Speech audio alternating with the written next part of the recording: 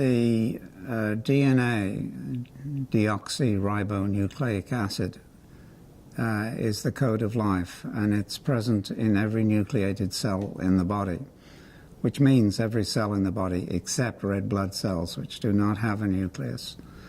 And the reason that cells are different in the body, there are about 300 different types, is that different genes within the DNA are switched on and off. Now, what is a DNA gene and how many of them are there? Well, we didn't know that 20 years ago, and neither did we know much about the sequence of genes and bits of information in DNA. A bit of information is actually a small piece of chemistry which involves phosphate and a sugar and a base, of which there are 1 billion in each piece of DNA in the human body. So there are 1 billion in each nucleated cell in the body.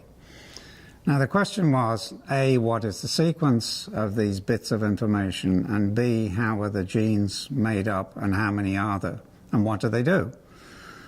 So we needed a machine that could read the sequence of DNA, and while I was at Oxford Venture Capital, we financed a company that produced a machine along with Craig Venter that did in fact sequence the human genome, and that private effort was completed in 2000, cost about $800 million, and was in competition with the public DNA sequencing, which took 15 years and $3 billion. President Clinton announced in 2000 that there was a draw between the private and public sequencing of the genome. In fact, the private genome cost 1/3 as much in 1/3 as much time, so it was much more efficient. Furthermore, the public one wasn't yet finished at that time, but nevertheless, politically, this is what he had to do. Now, it was assumed that there was probably around 150,000 genes that did different things. Now, what does a gene do? A gene produces a protein, and the protein does the chemistry in the body and makes the body work. But when they actually sequenced the genome, it turns out that there were very few, 25,000, 30,000, instead of the 150,000 that we had previously thought. Now, this was a severe blow to science because we thought that one gene, when it went wrong, would cause one disease, and therefore we could come up with one drug that would fix that gene and would fix that disease. But in fact, very often a gene produces as many as 100 different proteins. So this is now much more complex than we had originally thought. Having said that, the different types of genes in cells, each cell is defined by which genes are switched on, which are working, and which are not working. Not all of them are working at the same time, and that's why different cells do different things. Now, if you have, let's take cancer.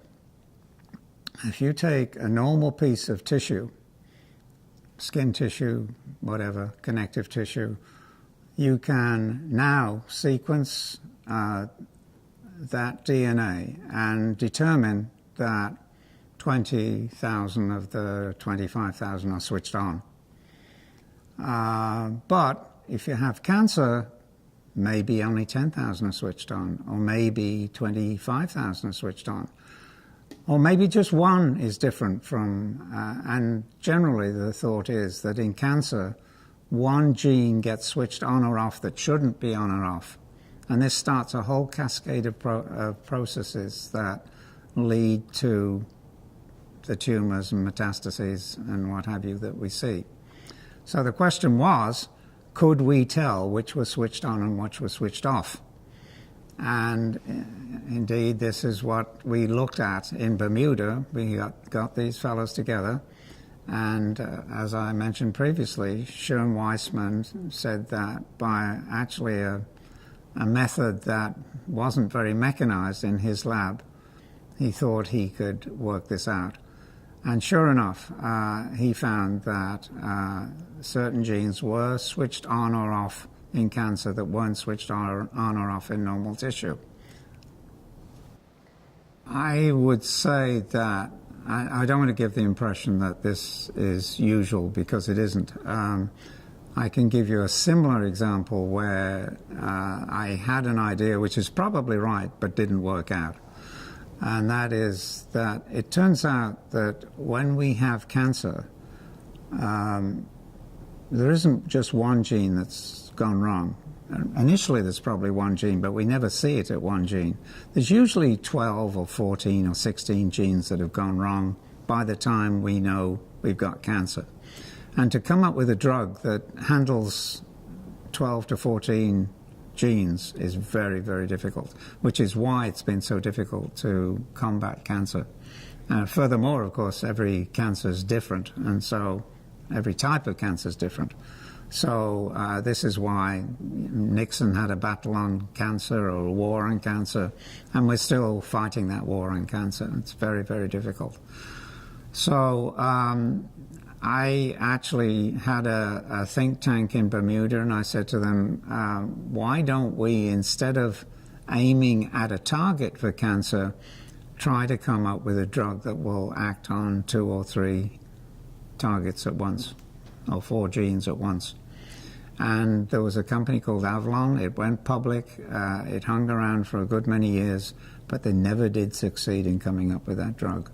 And so we lost several $1 million doing that. So there's a rule in venture capital that doesn't necessarily apply to biotech, but in high tech, they say that of 10 companies, 2 will be home runs, meaning you make 10 times more than you put into it.